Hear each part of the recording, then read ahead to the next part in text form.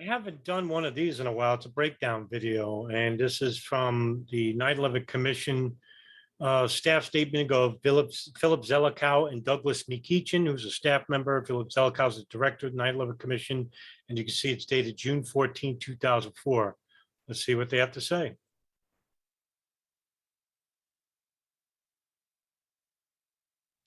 Members of the Commission, with your help, your staff has developed initial findings to present to the public on the nature of the enemy that carried out the September 11th attacks. In this statement, we will focus on al-Qaeda's history and evolution and how this organization came to pose such a serious threat to the United States. These findings may help frame some of the issues for this hearing and inform the development of your judgments and recommendations. This report reflects the results of our work so far. We remain ready to revise our understanding of events as our investigation proceeds.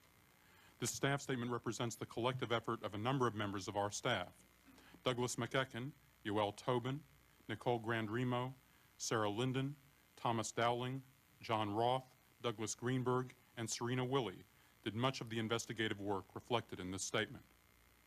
We were fortunate in being able to build upon a great deal of excellent work already done by the intelligence community. Several executive branch agencies cooperated fully in making available documents and personnel for interviews. Roots of al-Qaeda. In the 1980s, a large number of Muslims from the Middle East traveled to Afghanistan to join the Afghan People's War against the Soviet Union, which had invaded in 1979. Osama bin Laden was a significant player in this group, then known as the Afghan Arabs. A multimillionaire from a wealthy Saudi family, bin Laden used his personal wealth and connections to rich Arab contributors to facilitate the flow of fighters into Afghanistan. He provided extensive financing for an entity called the Bureau of Services, or Maktab al-Khidmat.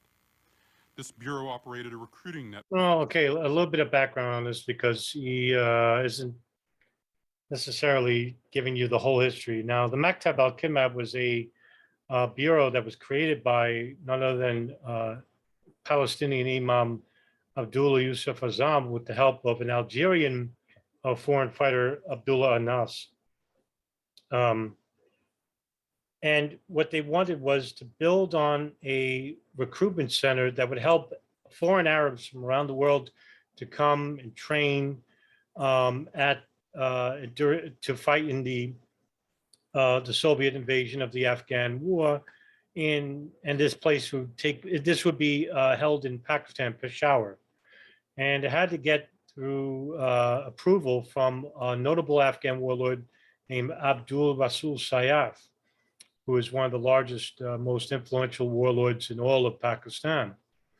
And a lot of these Afghans didn't want Arabs within their ranks because they found the Arabs would be inferior fighters, that the Afghans were, and they come from a very different school of thought. They're from the Hanafi school of thought, while these Arabs were basically Wahhabists. There are some similarities within the schools, but there are a lot of differences. Nevertheless, the Maktab al-Khidmat, or the Afghan Services Bureau, had to get proper funding, and that funding comes from Osama bin Laden. But he wasn't the only person that was given financial aid to the Afghan Services Bureau. You had the largest and most successful CIA operation in history, Operation Cyclone, but it didn't come directly from the CIA because that would be an instigator for the war, probably would have caused World War III. However, what they did was they dealt primarily with the Pakistan ISI, the Inter-Services Agency, and they dealt with them. So in any type of weapons or funding went from the CIA, went through the ISI, and the ISI basically helped in the recruitment and financing of these Arabs that came from all over Southeast Asia and the United States, even in Europa. So the Maktab al-Khidmat wasn't under the guidance of bin Laden until much later, when a notable influx of Arabs started replacing the slaughtered Afghans during the war. And these Arabs didn't like non-governmental organizations or NGOs because they thought that what they didn't want, Abdul Azam was basically the instigator in this, because he wanted this to be seen as a Muslim war, not as a US proxy war for Afghanistan. And so they didn't want any outsiders or foreigners to be involved with the recruitment or within the war itself. And so there was this huge influx of foreign Arabs who were actually much more nastier than their Afghan counterparts. And then later on, during 1988, near the end of the war, Abdullah Azzam was actually voted out once the Egyptian Takfiris came in, the Takfiris, Muslims who are Muslims who condemn other Muslims as fake Muslims or Munafiq Takfir. And so what they did was the Egyptians persuaded bin Laden to basically have him as the leader of the Maktab al-Kidmat, pushing out Abdul Azzam. In fact, Dr. Ayman al-Swahari, who is the co-emir of the Egyptian Islamic Jihad, basically started spreading nasty rumors about Abdul Azzam, claiming that he was a Zionist agent and an agent for the United States and for Pakistan. And so a lot of the Arabs turned against Azzam, and then he was forced out. And one of the best books on the subject is written by Dr. Thomas Hedgehammer, and it's called The Caravan. And it's the best biography in the world regarding Abdul Azzam, and I suggest everybody to read it. It's a lengthy read, 700 pages, but it's well documented. I believe there are 10 years worth of references in the book, and he spent about 10 years writing the book. It's fantastic. So that's a little bit of the history regarding the Maktab al-Kidmat that Zelikow won't tell you. Worked in Muslim communities throughout the Middle East, Southeast Asia, Western Europe, and the United States. It provided travel funds and guest houses in Pakistan for recruits and volunteers on the road to the Afghan battlefield.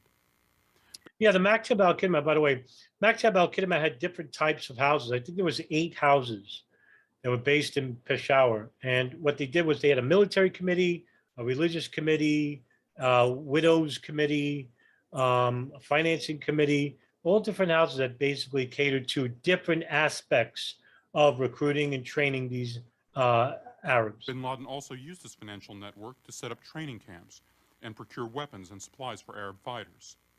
Major Afghan warlords who led forces in the battle against the Soviets also benefited from the use of these camps.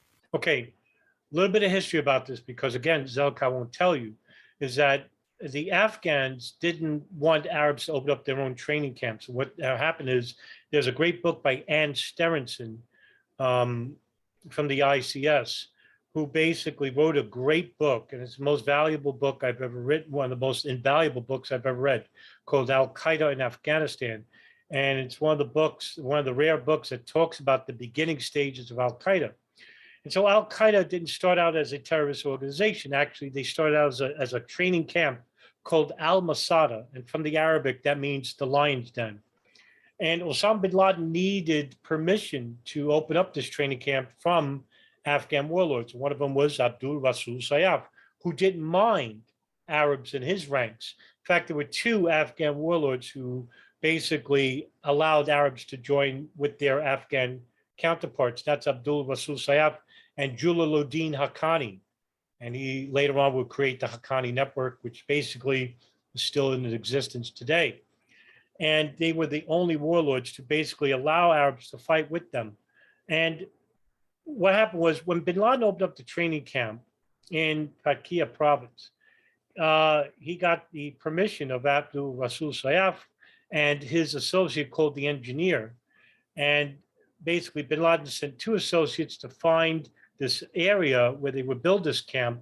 And this camp was catered just to Arabs. And they would, train in small arms fire, handguns, something for guerrilla type warfare. It wasn't like a camp building bombs and whatnot. It wasn't like that. And later on, this camp grew notoriety because one day the Soviet Spetsnaz, which is actually the Soviet special forces, raided the camp, and they actually lost in a very infamous battle. It was a very important battle because they were, I think, approximately like 25 Arabs against like 130 Spetsnaz soldiers, and the Arabs won. And it's basically catapulted bin Laden, catapulted the Arabs in the Afghans' eyes. And then they started to get more permission to open up training camps. And that's where Al-Qaeda came from. Al-Qaeda came from this training camp because all the Arabs that were training here, the beginning people that were training at these training camps, they were the founders or the founding fathers of Al-Qaeda, which was basically called the base meaning Al-Masada training base, not a database that fringe conspiracy theorists like to imagine. Following the defeat of the Soviets in the late 1980s, bin Laden formed an organization called the Foundation, quote unquote, or Al-Qaeda in Arabic. Al-Qaeda was intended to serve as a foundation upon which to build a global Islamic army. Well, that's, again, Zelikow's not entirely telling you the truth. So when bin Laden, after the war, bin Laden went back to Saudi Arabia and basically pleaded with the Saudi royal family. King Fahd, Prince Turki bin al-Faisal, was the head of the Saudi General Intelligence Directorate, the intelligence service of the Saudi Arabian Kingdom, that he was going to use the Arab Mujahideen fighters to fight off Saddam Hussein's invading army once he invaded Kuwait, because the rumor was Saudi Arabia was next. The kingdom basically thought the idea was preposterous, and instead they basically invited the United States to come and basically build a military camp in the most holiest site of all Islam, Mecca and Medina.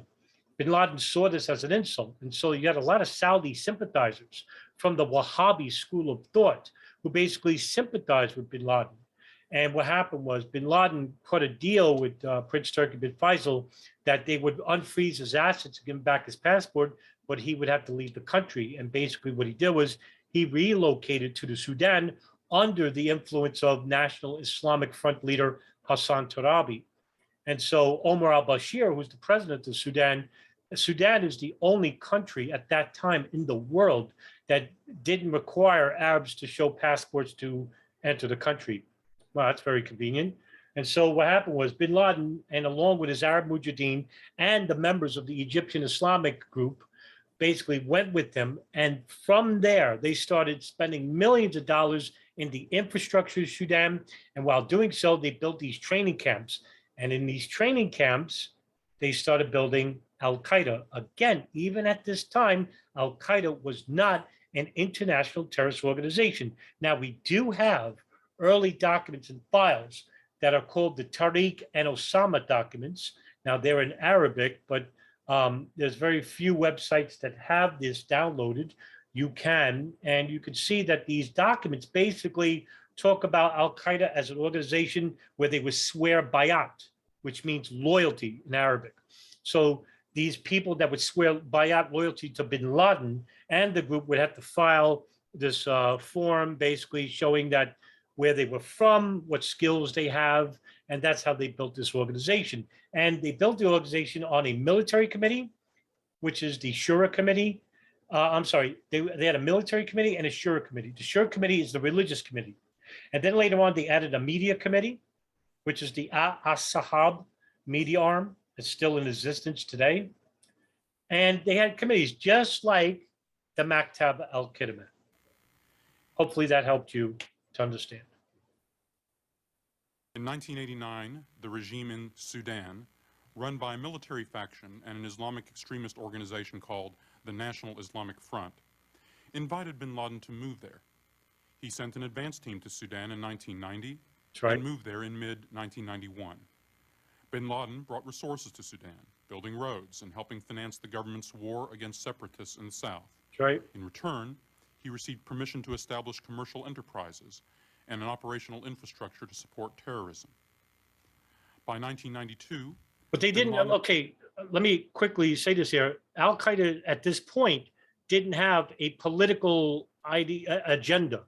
There wasn't a war against the United States or Israel or the West. Now, later on, through the influence of the Egyptians, like Dr. Ahmed al-Zawahiri, Said Imam al-Sharif, known as Dr. Fadl, Abu Hafsa Masri, also known as Muhammad Atef, Abu Ubaidah al-Banshiri. A lot of these Egyptians were basically military type people that served in the Egyptian military that were at war with the late President Anwar Sadat and Hosni Mubarak for years. Okay, these are people that came from the old line, from the Cairo University schools. These were basically Takfiri Egyptians who adhered to the principles of Hassan al-Banna, the Muslim Brotherhood, and Sayyid Qutb. And what they wanted to do was basically overthrow the Egyptian government and create an Islamic government in Egypt. And from there, they would try to subvert all the secular Arab governments led by a former ideology called Pan-Arabism or Arab socialism, and to replace these governments with religious governments and then create a caliphate and then go to war against the United States and the West, because then there would be a formidable army. But that would take way too long to achieve. And later on, this ideology, which was called the near enemy and the far enemy approach, basically was thrusted to the far enemy approach first, the war against the United States and Israel and the West, basically. So but that came much later. So Zelikow is like telling you that Al-Qaeda was built right away in Afghanistan. They were basically a terrorist organization. No, it's not true. Was focused on attacking Not entirely true. the United States. He argued that other extremists, aimed at local rulers or Israel, had not gone far enough. They had not attacked what he called the head of the snake, the United States. He charged that the United States, in addition to backing Israel, kept in power repressive Arab regimes not true to Islam. He also excoriated the continued presence of U.S. military forces in Saudi Arabia after the Gulf War as a defilement of holy Muslim land. I'd now like to turn to Douglas MacEachin, a former Deputy Director of Intelligence of the CIA, to continue. In Sudan, bin Laden built upon the al-Qaeda organization he had established back in Afghanistan. It had its own membership roster and a structure of committees to guide and oversee a variety of functions. At the top, the emir was bin Laden. He had a shura, or advisory council, was made up of close associates, most of whom had served with him, long-standing ties going back to the days in Afghanistan. The Sharia and Political Committee was responsible for issuing what are called fatwas, edicts purporting to be grounded in Islamic law. Yeah, okay, yeah, everything you're saying is true. But by the way, these fatwas were not respected by the Islamic community as a whole, because bin Laden or Dr. al-Zawahiri didn't have the authority from the imams in Saudi Arabia or from notable imams in like Jordan or Bahrain. You know, the religious scholars of the Sunni school of thought basically didn't recognize these fatwas because they were not made by actual religious edicts or imams, all right? Because bin Laden's not an imam and neither is Dr. al-Zawahiri. These are just Muslims who are head of a organization that is basically not theologically oriented or legitimate. That would be a better word. These are illiterates who basically use the ideologies of Hadith scholars like Ibn Taymiyyah, Ibn Hanbal, and not through Quranic scholars. And this is all originating from the Wahhabi school of thought by Muhammad ibn Abdul Wahhab. And that's what is the founding principles of Saudi Arabia. So they're not, these edicts are not respected. Directing Not recognized. or authorizing certain actions, including authorizing deadly attacks. Military Committee for proposing targets, gathering ideas, supporting operations, managing training camps. Finance Committee responsible for fundraising, budgetary support for training camps, housing costs, living expenses, and also the movement of money. Remember, a lot of this basically earlier came from the CIA Operation Cyclone. They gave billions of dollars through these services bureaus. Now, remember also too, there was a U.S. building, an extension of the Maktab al-Khidmat in the United States. In fact, two cities in particular. The first office was built in Arizona. The second office was built in the Al-Khifa Refugee Center in Brooklyn, New York, on Atlantic Avenue, right next door to the Al-Farouq Mosque. And basically what happened later on, the Bureau basically became part of the Al-Farouq Mosque upstairs. And it was under watch by the FBI as well.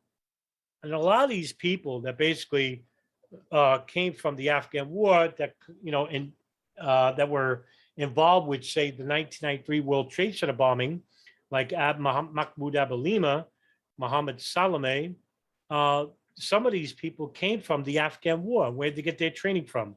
Well, they got it from the CIA, the Pakistan ISI, British MI6, Israeli Mossad, and every other intelligence services that was involved with the war. He allocated to So that's where they got their training from. terrorist operations.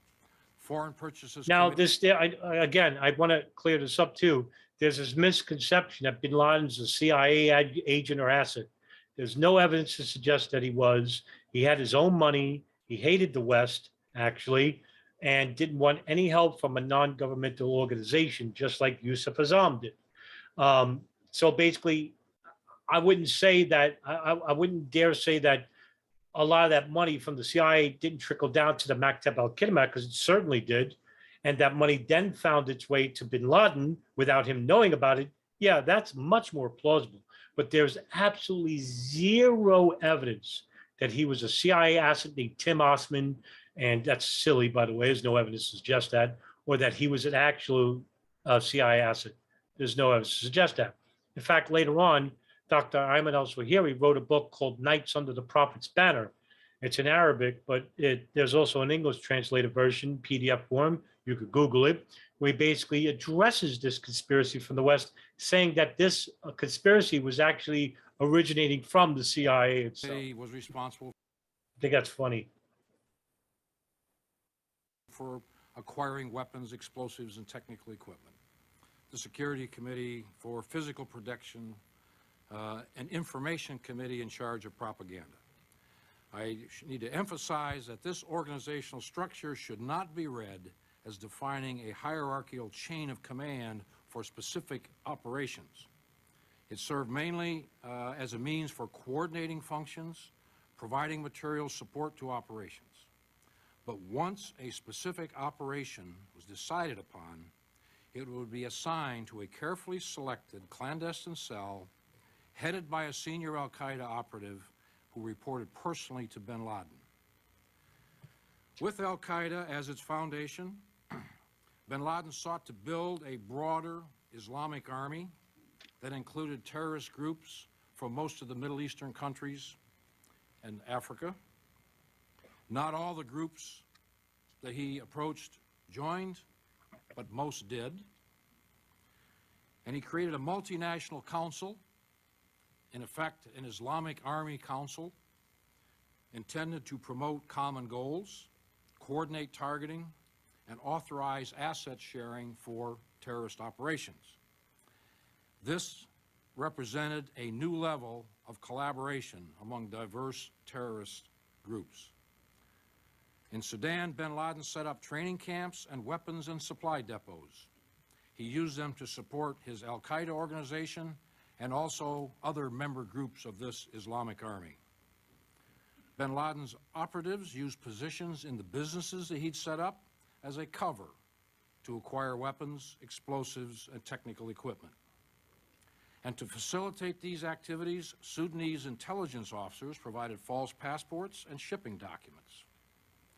At this time, bin Laden's operational role, or al-Qaeda's operational role, was mainly in providing the funds, training, and weapons for attacks that would be carried out by members of these other groups.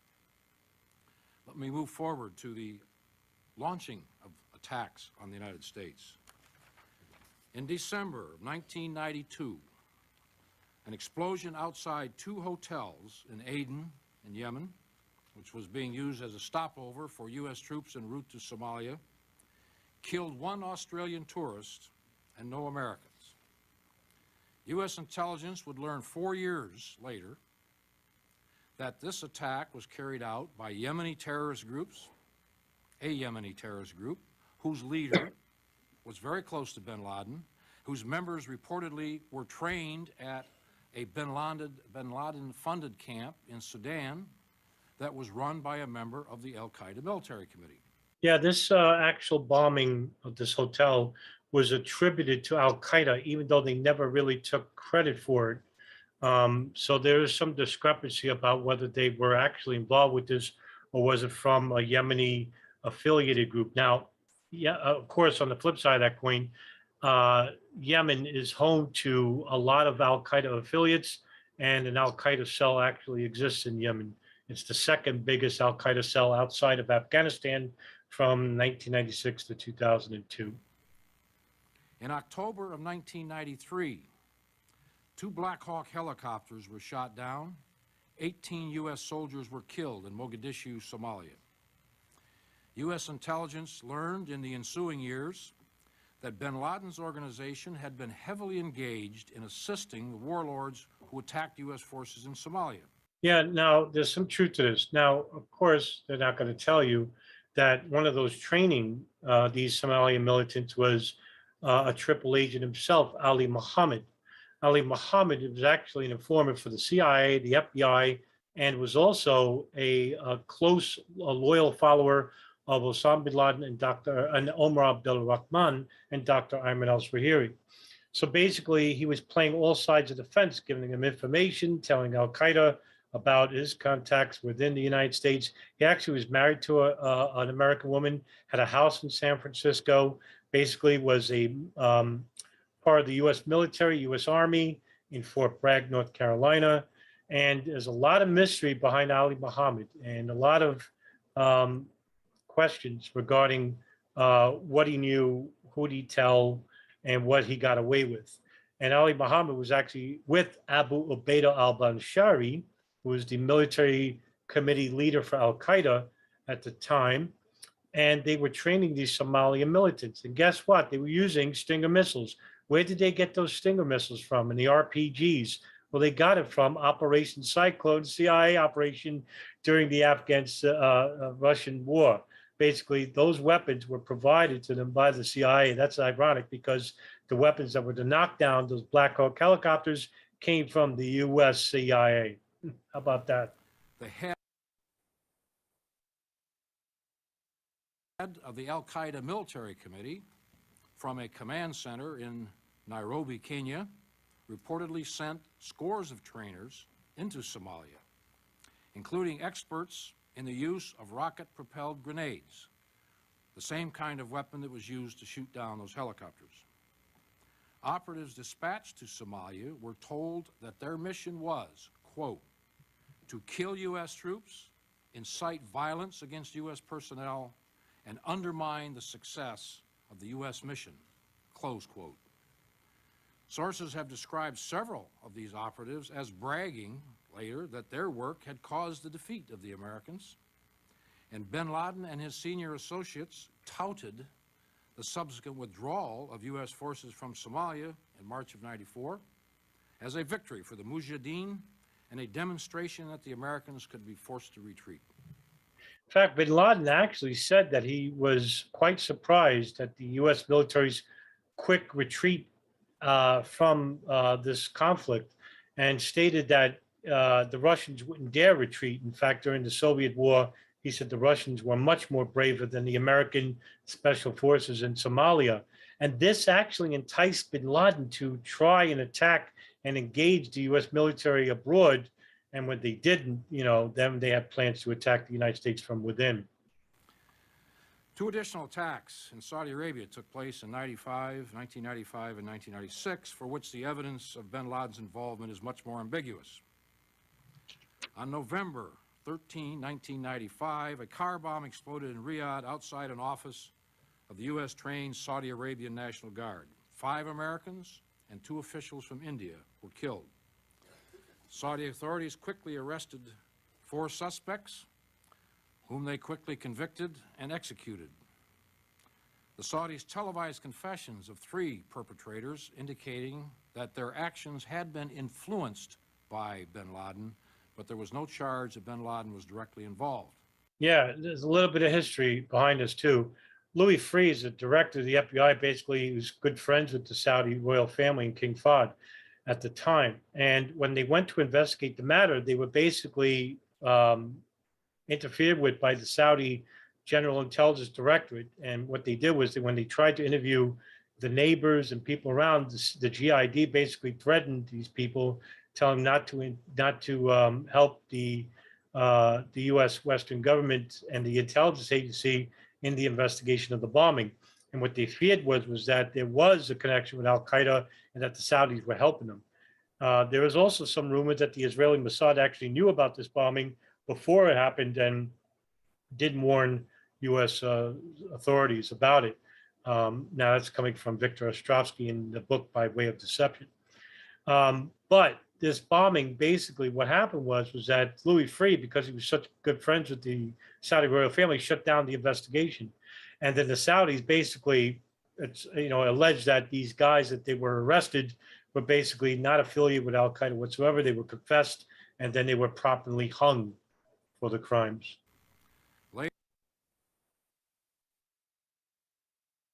Later, March 1997, CNN interview, bin Laden denied responsibility for the attack, but he said he was sorry he had not been a participant.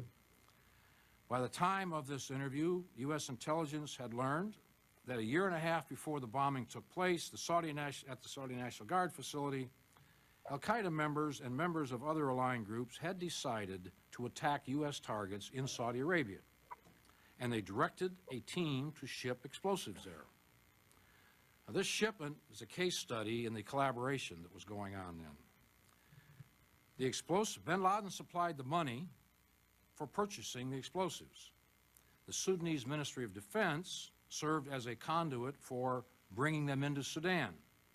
They were stored briefly in the warehouse of one of bin Laden's business facilities, then transported on a bin Laden company truck under the cover of Ministry of Defense invoice papers, moved to a warehouse provided by the Ministry of Defense at a port on the Red Sea, and then transferred on a bin Laden-owned boat to Islamic Army operatives in Yemen, and from there they were moved by land to the eastern part of Saudi Arabia.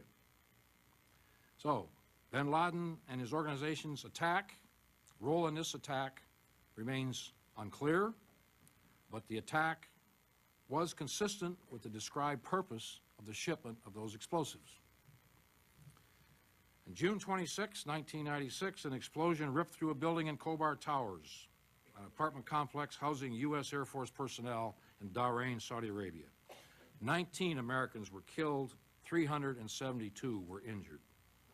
Subsequent investigation concluded that the attack was carried out by a Saudi Shia Hezbollah group with assistance from Iran. Intelligence obtained shortly after the bombing, however, also supported suspicions of bin Laden's involvement.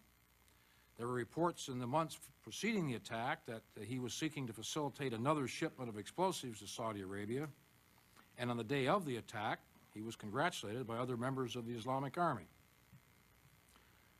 This remains uncertain, but one thing we need to point out is that because of the historical animosity between the Shia and Sunni factions, Islamic factions, the confirmation of the Hezbollah role led many to conclude bin Laden's Sunni-populated group would not have been involved.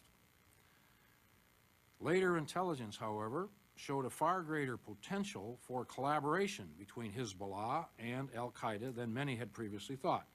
A few years before the attack, bin Laden's representatives and Iranian officials had discussed putting aside these differences to cooperate against a common enemy.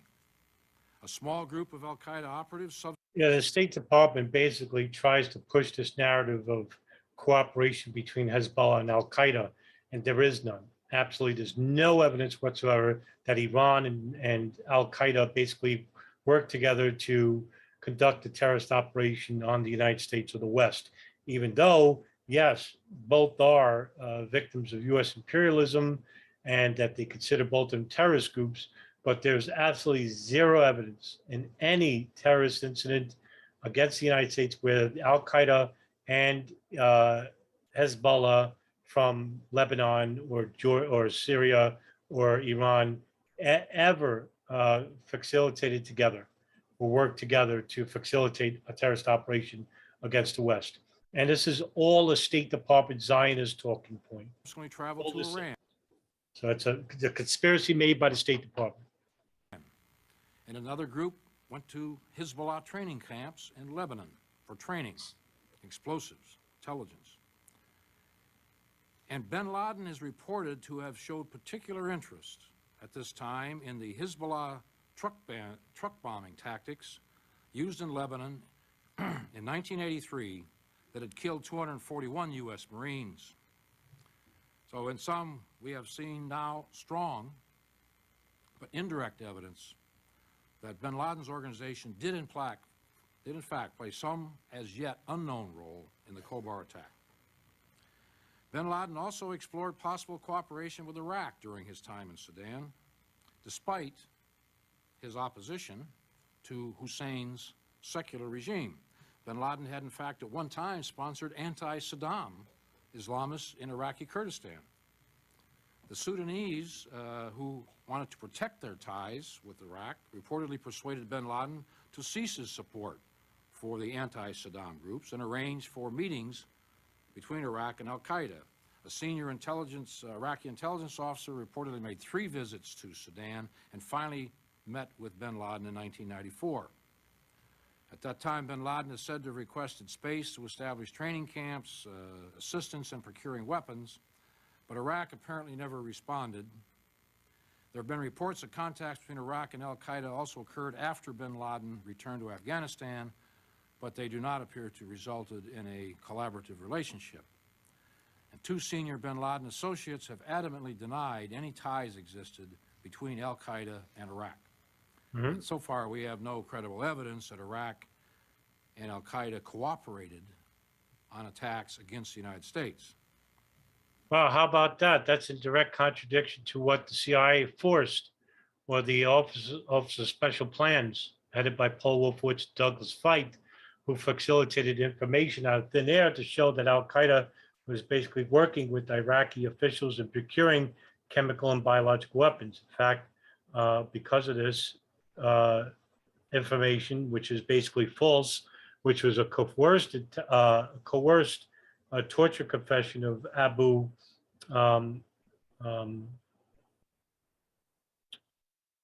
I forgot the guy's name. He's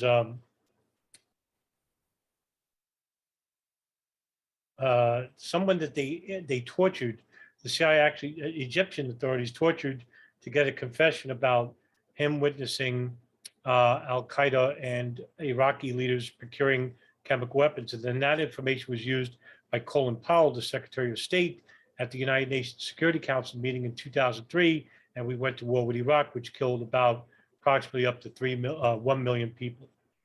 And this information basically was Sheikh Ibn al-Libi was the person's name. And basically this information was fictitious. It didn't exist. And here he is, Douglas MacEachin, who was basically an idler commission staffer, saying right here in audio that there is no connection between al-Qaeda and Iran and Iraq. A little bit too late.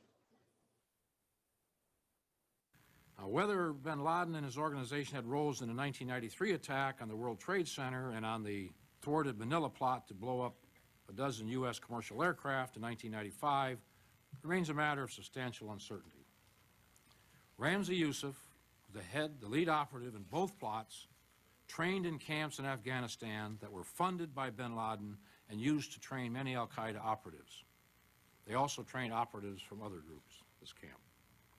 Whether Youssef was then or later became a member of al-Qaeda remains a matter of debate. But he was, at a minimum, part of a loose network of Sunni extremist Islamists. Ramzi Youssef was never part of al-Qaeda. This is the problem with the State Department, is that they like to think that Arab fundamentalists are all from one same group, and they're not. Ramzi Youssef never swore bayat to bin Laden because he never met bin Laden, and neither did Khalid Sheikh Mohammed at the time until a little bit later. So even though bin Laden actually says he praised Ramzi Youssef for his participation in the 1993 World Trade Center bombing, he said that, no, I never met the brother. Who, like bin Laden, began to focus their rage on the United States.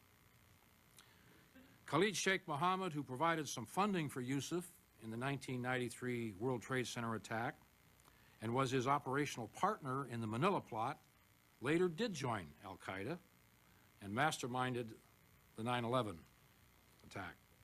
Alleged. He was not, however, I think he did. at the time of the Manila plot, a member of al-Qaeda.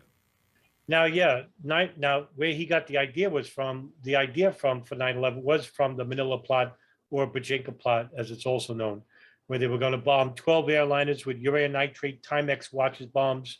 And instead, an associate involved with that plot named Abdul Hakim Murad, actually, this is coming from the testimony of Khalid Sheikh Mohammed and Ramzi bin al-Shibs, so take this with a grain of salt, because they were tortured.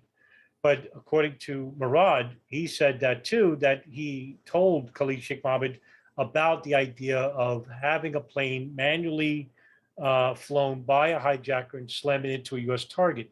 Now, one of the parts about the Bajinka plot was that Abdul Hakim Murad, who's actually a pilot, offers his services to martyr himself to crash a plane, an American plane, into CIA Langley headquarters. Later on, when the Philippines actually arrested Abdul Hakim Murad, he actually confessed to them, saying that there was another part of the Bajinka plot, was that there were sleeper cells inside the United States, that they were going to, on orders of either Khalid Sheikh Mohammed or whoever, bin Laden or whoever, that they were going to hijack 10 planes and crash them into Sears Tower, the Golden Gate Bridge, the Pentagon, the World Trade Center, the Empire State Building, a nuclear facility, and other high-value targets. But this operation, Bajinka plot, didn't come to fruition. But the idea for 9/11 came from this. A number of other That's where it came from. individuals connected to these plots or to some of the plotters who participated in them either were then or later became associates of bin Laden. But we have no conclusive evidence that at the time of these plots, any of them was operating under bin Laden's instructions. That's right, they weren't. But what is clear is that these plots were major benchmarks in the evolving Islamist threat to the United States, and they foreshadowed later attacks that were indisputably carried out by al-Qaeda under bin Laden's direction. Like the later attack. I guess what MacEachin or Zelikow won't tell you as well is that the United States intelligence services, like the NSA, were listening in to bin Laden's satellite phone between 1992 to 1998. And from this satellite phone, they found out about a number that kept calling, and bin Laden kept calling it, and it was located in the capital of Sana'a in Yemen. And it became an al-Qaeda communications hub. Now, this house was owned by an individual named Ahmed al-Hada, who's an associate of bin Laden from the Afghan war. Living inside this house from time to time, well, wouldn't you know it, was a person named Khalid al-Midar. Khalid al-Midar married Ahmed al-Hada's daughter, Hoda al-Hada, making him the son-in-law. Who's Khalid al-Midar? Well, he was involved with the hijacking of American Airlines Flight 77, which crashed into the Pentagon. So from 1996 to 2001, the NSA were listening to calls on that phone line as well. And I wonder why MacEachin and Zelikow didn't mention this, even though they come and interview director of the NSA, Michael Hayden, and the director of the CIA, George Tenet, who basically stood away from these questions. I wonder why. What do you think they were talking about on those phones? And if they were talking about the operations and operations like the 1998 East Africa bombings and 9/11, which was successful, or the USS Cole bombing, which was successful, why didn't they stop it? They were aimed at Questions you should ask yourself. demolishing symbols of American power and killing enormous numbers of Americans. Like bin Laden, Youssef was willing to employ any means to achieve these ends, and he contemplated the use of non-conventional weapons. In one of bin Laden's television interviews later, he characterized Ramzi Youssef as a, quote, symbol and teacher, unquote, that would drive Muslims suffering from U.S. policy to, quote, transfer the battle into the United States, close quote. In May 1996, bin Laden left Sudan and moved back to Afghanistan. His departure resulted from a combination of pressure. The CIA actually forced this issue. Now, the CIA was actually monitoring bin Laden while he had his house in Khartoum, Sudan. And one such CIA case officer named Billy Waugh actually saw bin Laden from time to time jogging and basically related to his superiors saying that, hey, I could probably kill bin Laden here. But each time he was rebuffed, basically, Bill Clinton, the US president, basically didn't want to have a big incident on his hands. And basically, bin Laden wasn't guilty of anything at this point. There was no terrorist operations. He was basically a financier. I mean, he was just coming on the radar for the FBI at the time. They really didn't know much about him, but the CIA knew a little bit more about him, and probably the NSA as well. But they weren't sharing this information with anybody, so nobody knew anything. So yeah, they had their chances with bin Laden. Basically, it failed each and every time. Wonder why. From the United States, questions you should ask yourself.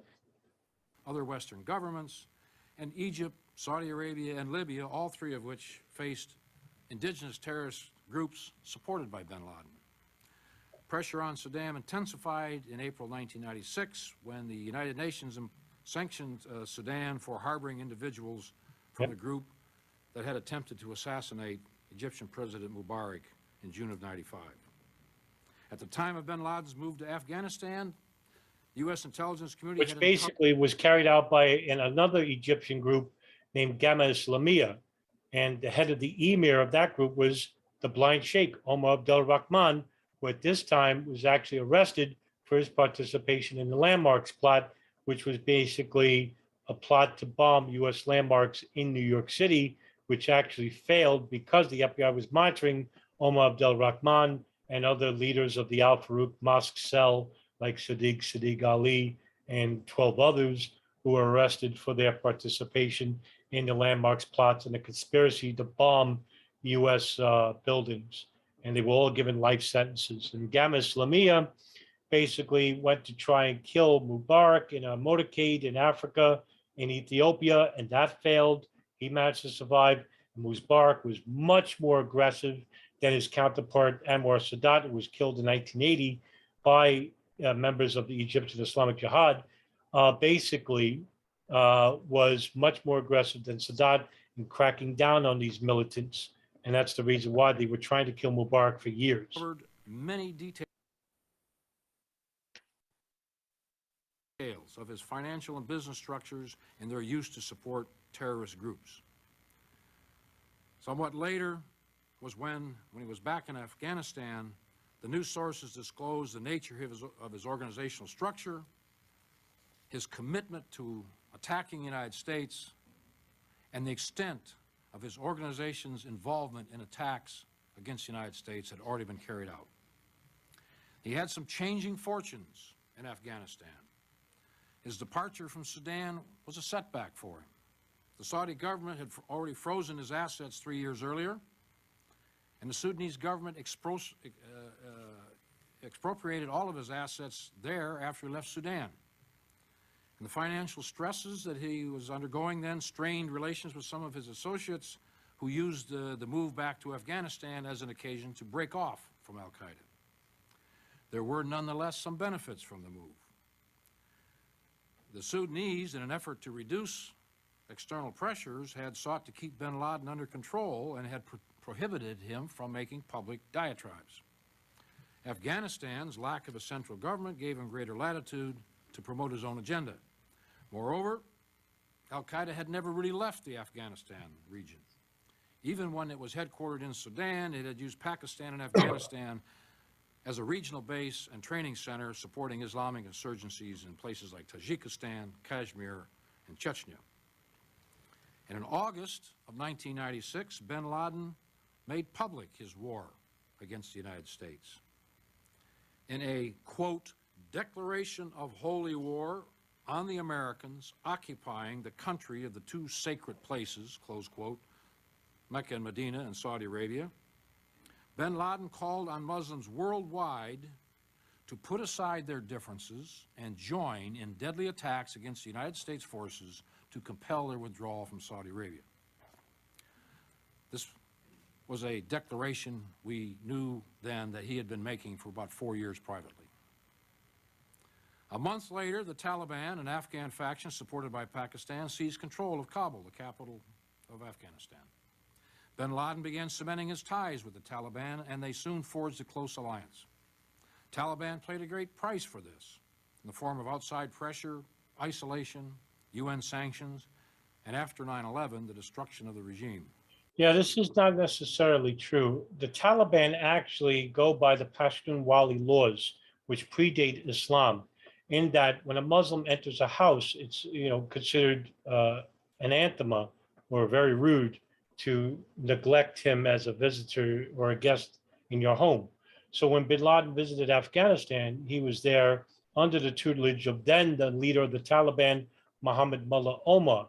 And basically what happened was they couldn't reject bin Laden, even though they basically differ from his ideological perspective, and basically welcomed him to the country. But they put him under house arrest later on in 1998 because after the first fatwa, he gave a second fatwa in 98, which I'm sure MacEachin's going to relay to you in a minute, and basically brought about too much attention. The Taliban didn't want another war. They were fighting the Northern Alliance, headed by Ahmad Shah Massoud, for control of the country. What they didn't want was the United States basically involving themselves and then basically having a war for the control of the country in which the Taliban couldn't win. So they basically, in 1998, put bin Laden under house arrest along with other members of his hierarchy of al-Qaeda, like Dr. Ayman al-Zawahiri and his family, some of his family members who went with them, and basically disavowed any Western media from interviewing him after 1998, which is the reason why you didn't hear from him until 2001. But prior to 2001. 9/11, the Taliban also benefited from a relationship with bin Laden. Bin Laden provided significant financial support to the Taliban. He did. And hundreds, if not thousands, of fighters to support the Taliban in its ongoing war with other factions in northern Afghanistan. From al-Qaeda's perspective, the alliance provided a sanctuary in which to train and indoctrinate recruits, import weapons, forge ties with other jihad groups and leaders, and plan terrorist operations. Then al-Qaeda fighters could travel freely within the country, enter and exit without visas or any immigration procedures, and enjoy the use of official Afghan Ministry of Defense license plates. Al-Qaeda used the Afghan state-owned Ariana Airlines to courier money into the country. There were also ideological ties with the Taliban. Both Taliban and bin Laden espoused the vision of a pure Islamic state. Bin Laden reportedly swore an oath of loyalty to Taliban leader Mullah Omar. Because Mullah Omar forced him to. Now, Taliban didn't want a war with the United States. What they wanted was to take control of Afghanistan and make it a religious state. Bin Laden had greater ideas under the influence of Dr. Ahmad Zawahiri and the members of the Egyptian Islamic Jihad to look at a war outside of Afghanistan toward the United States and Israel and the West, in which the Taliban had no idea about terrorist activities that were going to happen against the United States. And like I said, they didn't want the United States to basically come into the country that they were trying to take over from the Northern Alliance at the same time. By the way, Northern Alliance basically were trying to get help from the CIA and the State Department, and they were denied each and every time they reached out. Relations between So it's another question you should ask yourself. bin Laden and Taliban leadership were sometimes tense, and some Taliban leaders opposed the al-Qaeda presence. But in the end, Mullah Omar never broke with bin Laden, and al-Qaeda. Similarly, Pakistan did not break with the Taliban until after 9/11, although it was well aware the Taliban was harboring bin Laden. The Taliban's ability to provide bin Laden a haven in the face of international pressure and UN sanctions was significantly facilitated by Pakistan's support. Pakistan benefited from the Taliban-al-Qaeda relationship, as bin Laden's camps trained and equipped fighters for Pakistan's ongoing struggle with India over Kashmir. In early 1998, bin Laden was in the early stages of what would become a merger of his al-Qaeda with another major terrorist group, the Egyptian Islamic Jihad. And on February 23rd, 1998, bin Laden and the leader of this Egyptian group, Ayman Zawahiri, who is today his deputy, number 2, published another fatwa that announced a, quote, ruling to kill Americans and their allies, close quote. This was also signed by the heads of 3 other groups, but their signatures were more for a show of unity than substance. And unlike earlier statements, this fatwa explicitly instructed followers to kill civilians and military. The decree said that this ruling was, quote, an individual duty for every Muslim who can do it in any country in which it is possible to do it, close quote. And there were new attacks on the United States that followed shortly thereafter. August 7th, 1998, nearly simultaneous truck bombs ravaged the U.S. embassies in East African capitals of Nairobi. Yeah, there's some interest in this where I did a video about the bombing of the U.S. embassy bombings and the 9/11 plot, where the intelligence services basically probably had foreknowledge about this. And you should go look at the recent live video I did regarding the U.S. intelligence apparatuses that may have had information about prior to this bombing, including an informant that was involved with the bombing who tried to warn the CIA about this operation and was actually ignored. And later found out that this guy actually was telling the truth, and what they did was they arrested him and then deported him back to his home country, I think, which was in Egypt at the time. So, you know, there's evidence to show that the intelligence services basically had information which could have prevented this bombing. And like I said, remember the NSA were wiretapped monitoring bin Laden's satellite phone and a house in Yemen. So were they talking about this operation on the phone? Most likely. Why didn't the NSA warn anybody? Kenya and Dar es Questions to ask yourself. Salaam, Tanzania. The Nairobi embassy was destroyed. 213 people were killed, including 12 Americans, and about 5,000 were injured. In Dar es Salaam, 11 more were killed, none Americans, and 85 injured. U.S. intelligence learned a few months later that the targeting of the U.S. embassy in Nairobi began in late 1993.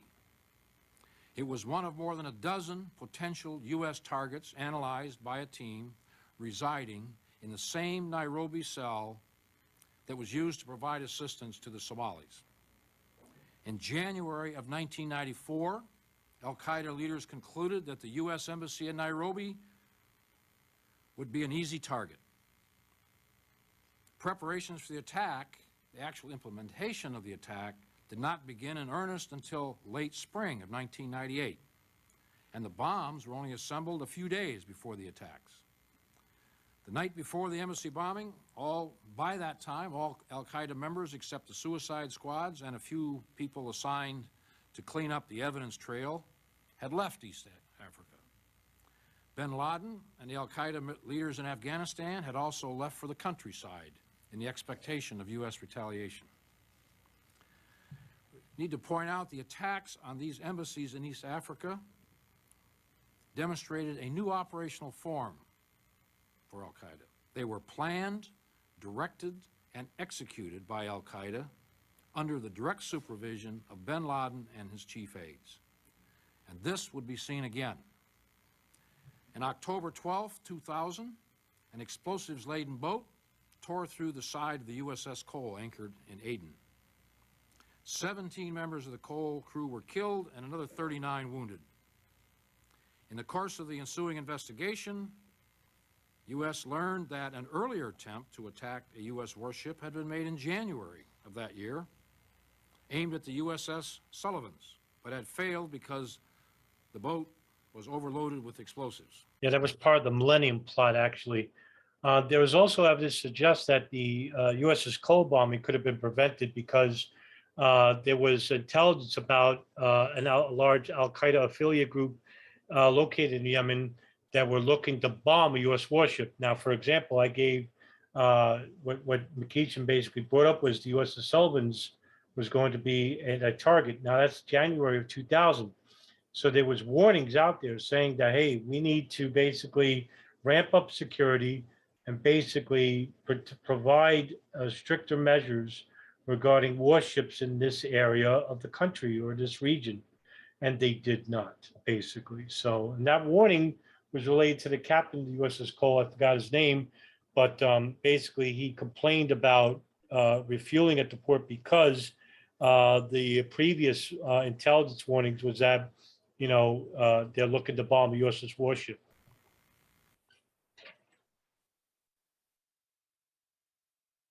The boat was salvaged, a new martyr crew was selected, and the attack successfully carried out 10 months later. The operational commander of this attack, a person named Nashiri, had previously assisted one of the African embassy bombers. He arrived in Yemen in late 1999 to supervise the purchase of the boat used in the attack and direct the casing and execution of the attacks.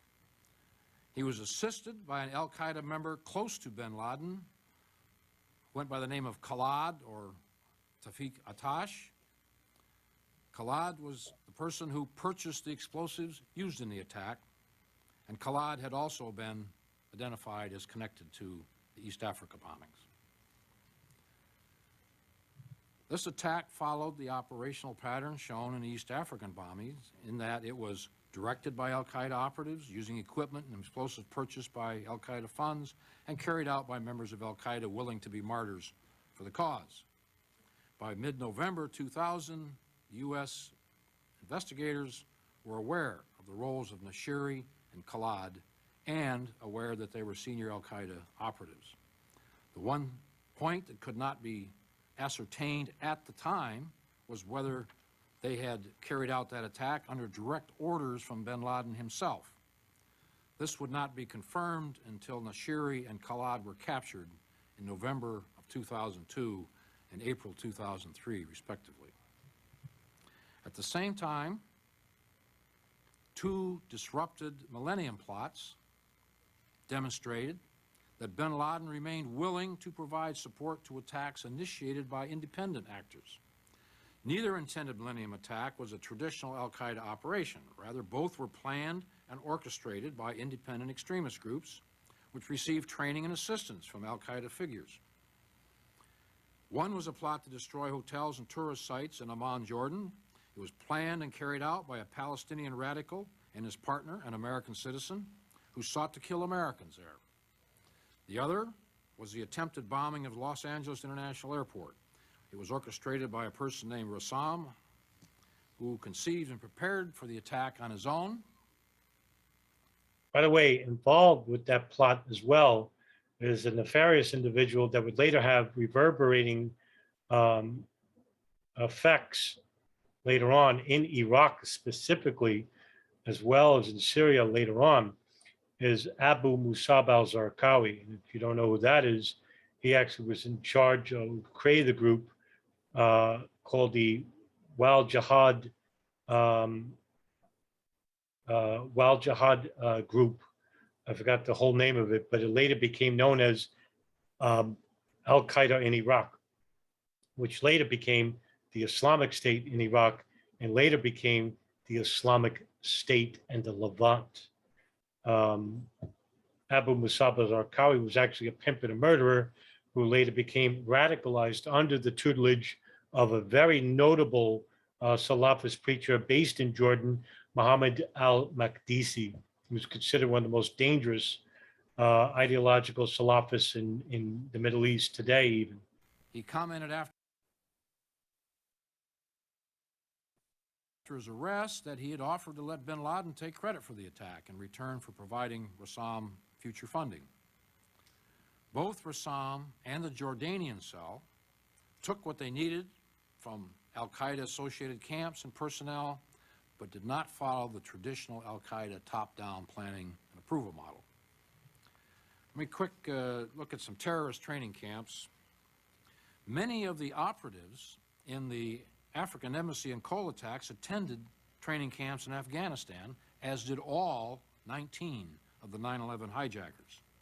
There was a mutually reinforcing relationship between the camps and terrorist operations. The camps provided the operatives for the terrorist attacks. Successful attacks boosted camp recruitment and attendance. The quality A lot of those camps were actually built under the finances of the CIA Operation Cyclone, incidentally. Wal Jihad training camp, Al Farouk training camp, Darunta, Kaldeen, a lot of these training camps basically who trained all these people that were used in these terrorist operations all throughout the late 1990s, early 2000s, all came from these Saudi-funded, Pakistan ISI, CIA-funded money. training provided at Al-Qaeda and other Incidentally. jihadist camps was apparently quite good.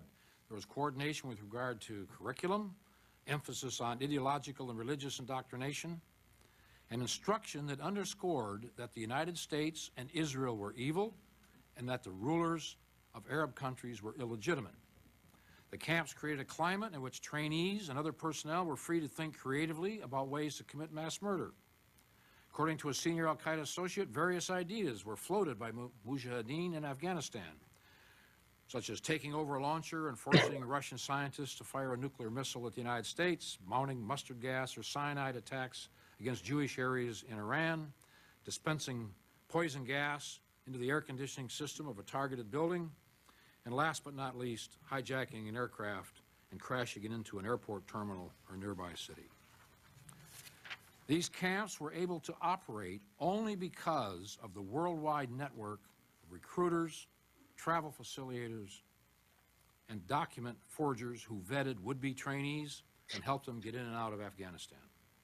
There are strong indications that elements of both the Pakistani and Iranian governments frequently turned a blind eye to this transit to their respective countries.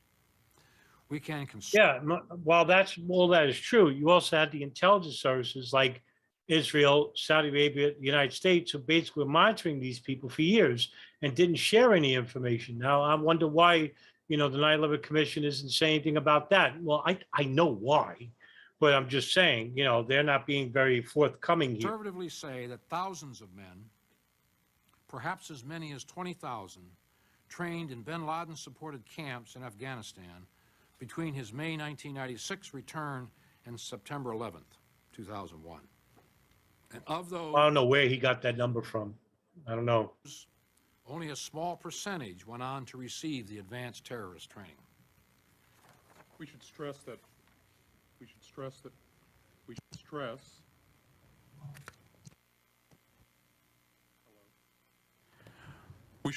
what we know now is different from what we may have known at the time. Some of what we have described was known at the time, some of it was only known much later, as we've been explaining in the course of this statement. Let me turn to the funding of al-Qaeda in Afghanistan. After establishing itself in Afghanistan, al-Qaeda relied on well-placed financial facilitators and diversions of funds from Islamic charities. The financial facilitators raised money from witting and unwitting donors, primarily in the Gulf countries and particularly in Saudi Arabia.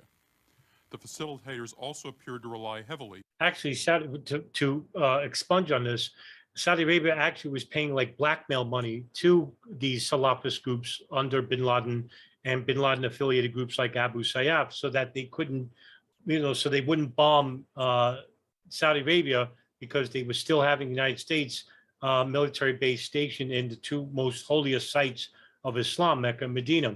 So what they did was you had these Saudi sympathizers within the family. The Saudi royal family basically is approximately like 5,000 people. So it's not like everybody in the family basically didn't like bin Laden. I mean, bin Laden had a huge family, and they were actually a very wealthy family inside the kingdom. The Saudi bin Laden Group, which is the largest construction company in Saudi Arabia at the time, basically reformatted or refurbished Mecca and Medina, was given very lucrative contracts, and basically had a lot of associates and friends within the family and within the Wahhabi clan of Saudi Arabia. So you had a lot of sympathizers that agreed with bin Laden, and you got, like Zelikow said, this is actually true, a lot of unwitting people that were giving money to these charities. Basically, some of these charities basically were conduits for these Salafist-minded groups like Al-Qaeda and Jemaah Islamiyah and Abu Sayyaf in Southeast Asia. On certain imams So there's some truth to what Zelikow is saying here, but he's not telling you. at mosques, also primarily in the Gulf countries, who are willing to divert mandatory charitable contributions known as zakat. Al-Qaeda also collected money from employees of corrupted charities. Operatives either penetrated specific foreign branch offices of large international charities, particularly those with lax external oversight and ineffective internal controls.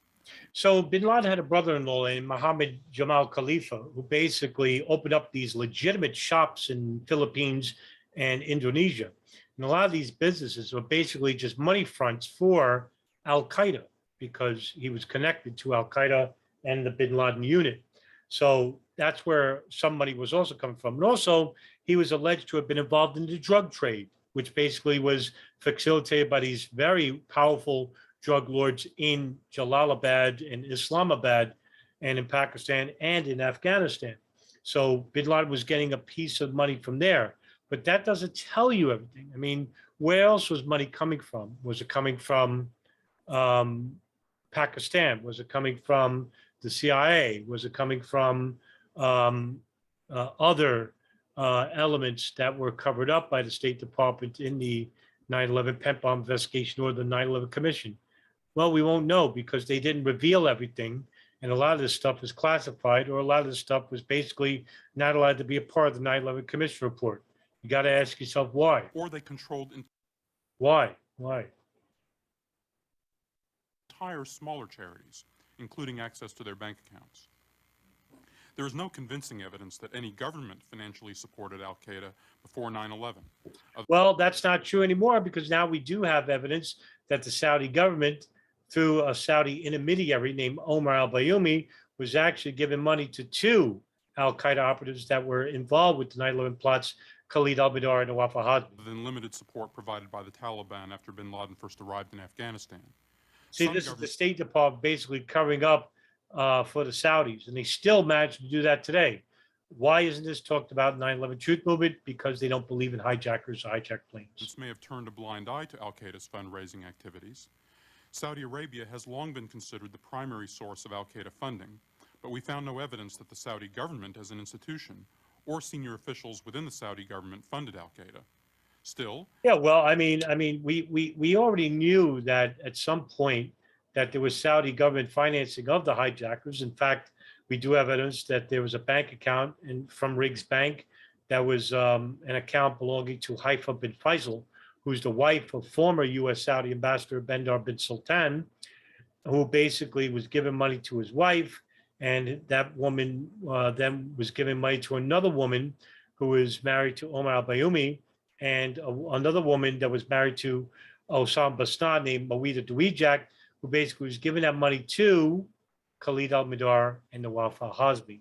Now, what we did know at the time was whether this was deliberate on the part of Bandar bin Sultan, but now it's come out through the latest cache of files from the FBI under the Biden administration of 2021, where it was part of Operation Encore, where, yes, we now know, because it's declassified, that there was a Saudi government official that basically was paying off an intermediary to two Al-Qaeda operatives who were involved with 9/11. Al-Qaeda found fertile. We do now know. And why does the State Department continue to cover up Saudi Arabia? In the kingdom, where extreme religious views are common and charitable giving is essential to the culture, and until recently, subject to very limited oversight. The United States has never been a primary source of Al-Qaeda funding, although some funds raised in the United States likely made their way to Al-Qaeda. No persuasive evidence exists that Al-Qaeda relied on the drug trade as an important source of revenue or funded itself through trafficking in diamonds from African states engaged in civil wars. After raising money, Al-Qaeda frequently moved its money by hawala, an informal and ancient trust-based system for transferring funds. Al-Qaeda also used couriers as a secure, albeit slower, way to move funds. Bin Laden relied on the established hawala networks operating in Pakistan, United Arab Emirates, and throughout the Middle East to transfer funds efficiently. Hawaladars associated with Al-Qaeda may have used banks to move and store money, as did various al-Qaeda fundraisers and operatives outside of Afghanistan. But there is little evidence that bin Laden or his core al-Qaeda members used banks during this period. Al-Qaeda's money was distributed as quickly as it was raised. What was made was spent. The CIA estimates that al-Qaeda spent $30 million annually, including paying for terrorist operations, maintaining terrorist training camps, paying salaries to jihadists, contributing to the Taliban, funding fighters in Afghanistan, and sporadically contributing to related terrorist Where's organizations. all that money coming from, by the way? And it's not, that's not public, by the way. Some of it may be, but not everything. Why not declassify everything? Why are we still classifying information relating to, say, 9/11? You can't say it's national security interests.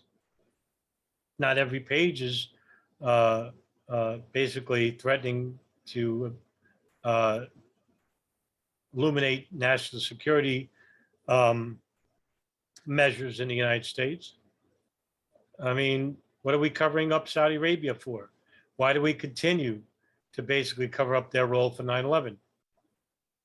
The largest expense was payments to the Taliban, which totaled an estimated $10 to $20 million per year. Actual terrorist operations were relatively cheap, although there is evidence that al-Qaeda experienced funding shortfalls as part of the cyclical fundraising process, with more money coming during the holy month of Ramadan. We are not aware of any evidence indicating that terrorist acts were interrupted as a result. Al-Qaeda today. Since the September 11th attacks and the defeat of the Taliban, al-Qaeda's funding has decreased significantly. The arrests or deaths of several important financial facilitators has decreased the amount of money al-Qaeda has raised and increased the costs and difficulty of raising and moving that money. Some entirely corrupt charities are now out of business, with many of their principals killed or captured, although some charities may still be providing support to al-Qaeda. Moreover, it appears that the al-Qaeda attacks within Saudi Arabia in May and November of 2003 have reduced, perhaps drastically, al-Qaeda's ability to raise funds from Saudi sources. Both an increase in Saudi enforcement and a more negative perception of al-Qaeda by potential donors have cut its income. At the same time, al-Qaeda's expenditures have decreased as well, largely because it no longer provides substantial funding to the Taliban or runs a network of training camps in Afghanistan. Despite the apparent reduction in overall funding, it remains relatively easy for al-Qaeda to find the relatively small sums required to fund terrorist operations. Prior to 9/11, al-Qaeda was a centralized organization which used Afghanistan as a war room to strategize, plan attacks, and dispatch operatives worldwide. Bin Laden approved all al-Qaeda operations, often selecting the target and the operatives. After al-Qaeda lost Afghanistan after 9/11, it fundamentally changed. The organization is far more decentralized. Bin Laden's seclusion forced operational commanders and cell leaders to assume greater authority. They are now making the command decisions previously made by him. Bin Laden continues to inspire many of the operatives he trained and dispersed, as well as smaller Islamic extremist groups and individual fighters who share his ideology. As a result, al-Qaeda today is more a loose collection of regional networks with a greatly weakened central organization. It pushes these networks to carry out attacks and assists them by providing guidance, funding, and training in skills such as bomb making or urban combat. Al-Qaeda remains intensely interested in conducting chemical, biological, radiological, or nuclear attacks. Which they'd never done before anyway. And even though they had interest in doing it, they never did it anyway. I mean, that's what the United States basically tried to imply, that al-Qaeda was trying to build nuclear and chemical weapons with Iraq, and basically made up that information. In 1994, al-Qaeda operatives attempted to purchase uranium for $1.5 million. The uranium proved to be fake. Though this attempt failed, al-Qaeda continues to pursue its strategic objective of obtaining a nuclear weapon. Likewise, it remains interested in using a radiological dispersal device, or dirty bomb, a conventional explosive designed to spread radioactive material. Documents found in al-Qaeda facilities contain accurate information on the usage and impact of such weapons. Al-Qaeda had an ambitious biological weapons program and was making advances in its ability to produce anthrax prior to September 11th. According to Director of Central Intelligence George Tenet, al-Qaeda's ability to conduct an anthrax attack is one of the most immediate threats the United States is likely to face. And there's no evidence to suggest that they had any interest in anthrax whatsoever, and that they were involved with the anthrax attacks. There's no evidence to suggest that either. Actually, the anthrax that was used to actually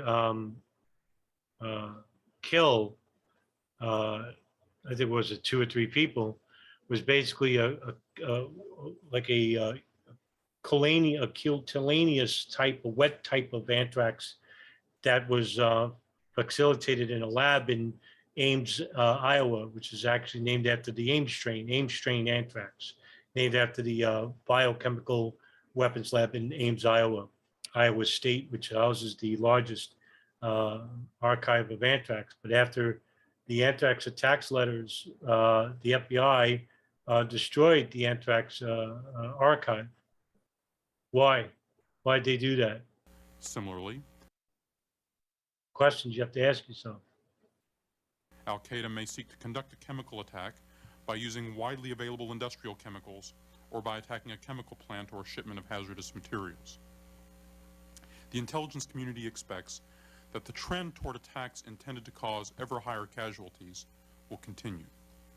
Al-Qaeda and other extremist groups will likely continue to exploit leaks of national security information in the media, open source information on techniques such as mixing explosives and advances in electronics. It may modify traditional tactics in order to prevent detection or interdiction by counter-terrorist forces. Regardless of the tactic, Al-Qaeda is actively striving to attack the United States and inflict mass casualties. Okay, well, that's basically it. I mean, but there's a lot of history here that was actually either ignored or not known to the 9/11 Commission staffers. I would like to say that they probably knew a lot of this history and just didn't want to report it for whatever reason, because there is a connection to the intelligence services. How long, we still don't know. A lot of stuff was classified. Some of it's public, and a lot of the stuff that I related to you today is public. That is actually known. So that's about it for this video. I'll see you in the next breakdown video, which I'll do pretty much soon because I haven't done these in a while. Have a good night, everybody.